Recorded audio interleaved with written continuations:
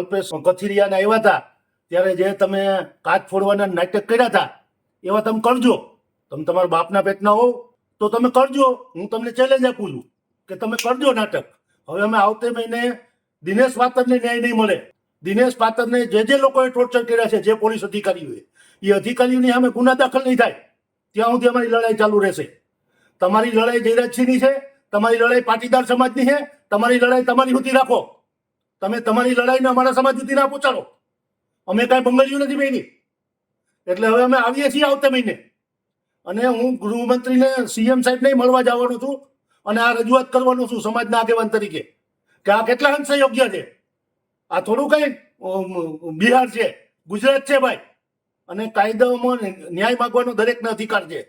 એટલે અમારા દિનેશ પાતરને હવે પોલીસ વિચારીને અટક કરે કોઈ પણ ગુનામાં.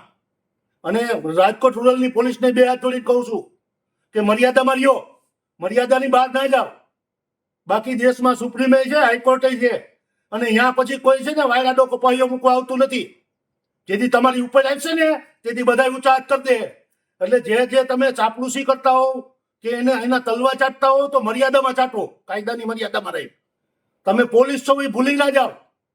તમે એક બંધનથી બંધાયેલા છો એ ભૂલી ના જાઓ. કાયદાની મર્યાદા તમે ભૂલી ના જાઓ. બાકી તમને તમારો જયરાજસિંહ કે તમારો ગણેશ ક્યાંય બચાવવા નહીં આવે. કાયદો જ્યારે શસ્ત્રો ઉગામશે ને ત્યારે ઘેર બેહવાનો વારો આવશે. એટલે પોલીસ અધિકારીઓને બે હાથ જોડીને વિનંતી કરું છું કે તમારી મર્યાદામાં રહ્યો. અને ખાસ કરીને પરમારને વડોદરાને બેયને કહું છું તમારી મર્યાદામાં રહ્યો.